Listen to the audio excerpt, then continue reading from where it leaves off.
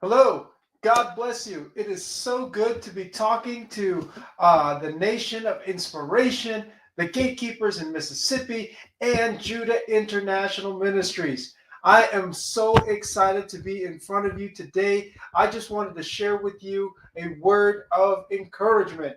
Today, what I want to do is share with you how to envision your leadership. How to envision your leadership. I know most of the people that are on all three of these channels, Judah, Inspiring Ministries, and the Gatekeepers. I know many, just about every single one of us are called to be leaders. Now, in order to be a leader, you have to be leading someone somewhere. You've got to be going somewhere. And in order to go somewhere, you need to have a vision. Now, envision your future is all about having a vision that God gave you and being inspired by that vision to continually pursue that. As you're pursuing that vision, as you're pursuing that thing that inspires you, as you're pursuing that thing that influences you, as you pursue that thing with all of your heart, guess what? You become a leader because then you can in turn help inspire and influence others. Now, I normally do a lot of talks about business and helping you try to build your business and things. But something God prompted me he prompted me to talk about today is something that I remember hearing from John Maxwell years ago.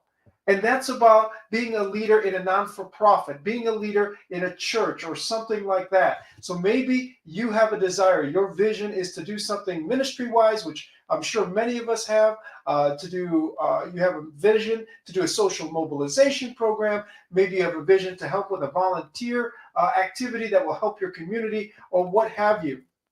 Now, understand this, that if you are going to be in any one of those things I just mentioned, you absolutely have to understand how important it is to envision your leadership. You have to understand how important it is to be able to inspire and to influence other people.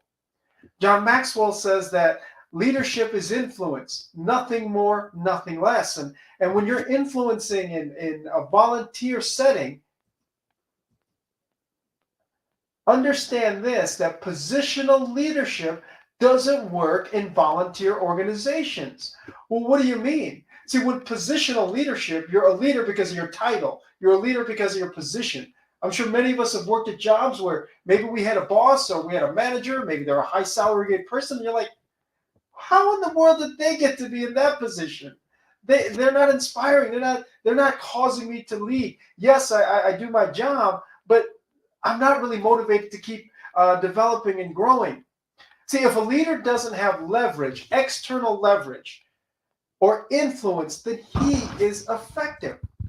Now, positional leadership doesn't work in volunteer organizations. In other organizations, the person who has position has incredible leverage. Now, if you work in the business world or you work in another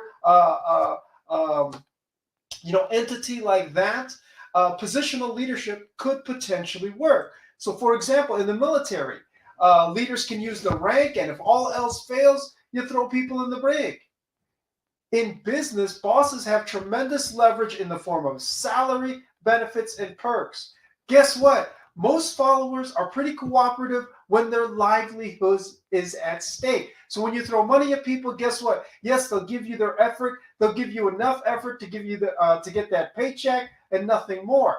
Okay, I've worked in corporate America. I've worked in multi-billion-dollar companies. Most of my adult life, I now consult with multi-billion dollar businesses, and I see it happen all the time.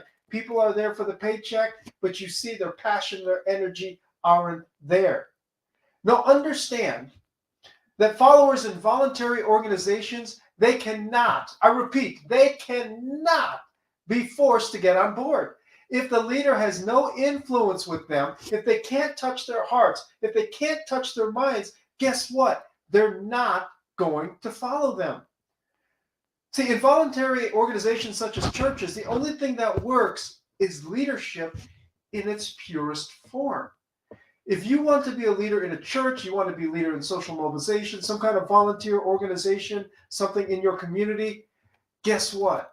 This form of leadership is the most purest form of leadership because you don't have levers to pull. You can't pull writing somebody up to HR. You can't pull their salary or bonuses or anything like that.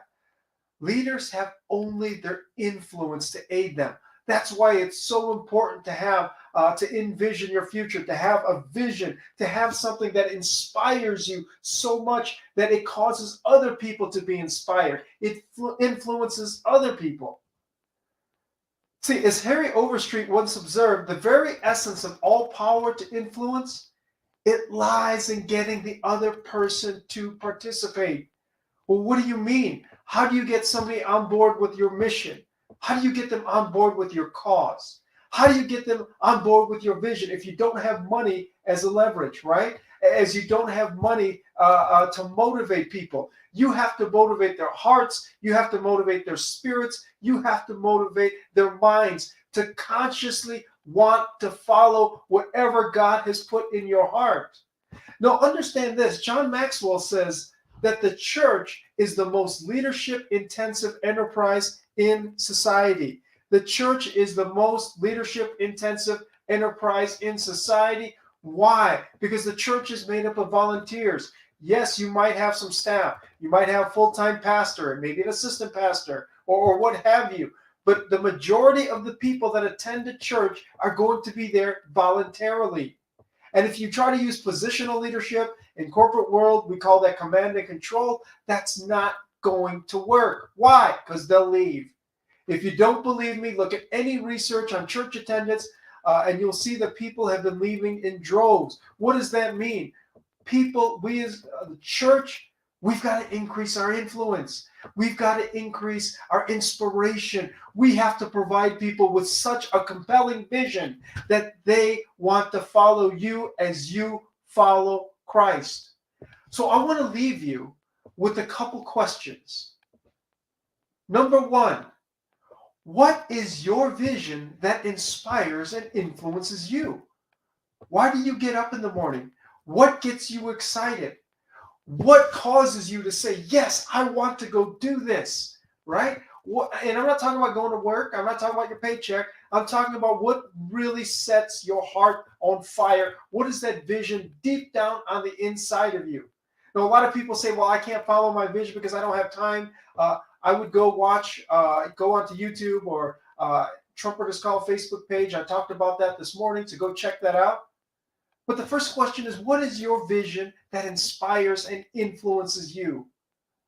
The second question, who has inspired and influenced you? For me, that's really easy. Apostle Eric D. Newble Sr., he has been a huge, huge influence in my life. He inspired me to start my business. He inspired me to write my book. He inspired me with my family, with my wife, just about everything I have ever done. He has inspired and influenced me. And alongside that, Archbishop Mark Du Bois has been a tremendous, tremendous influence. Of course, that is Apostle Eric's mentor.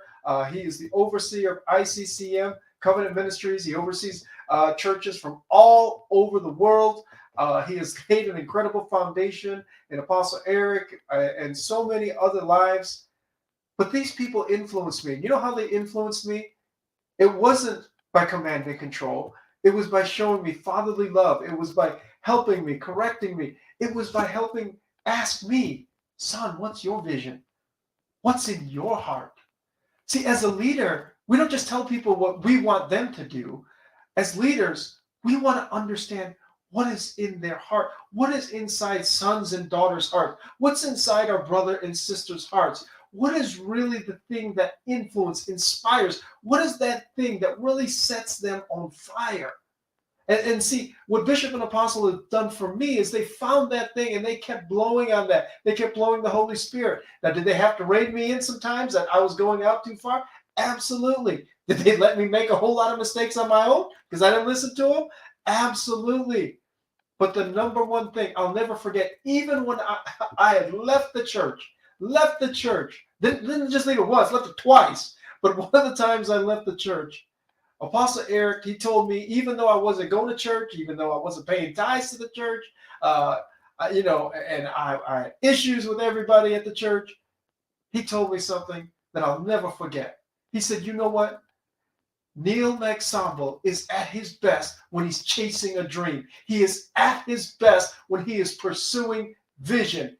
And that stayed with me ever since. And that has been so true.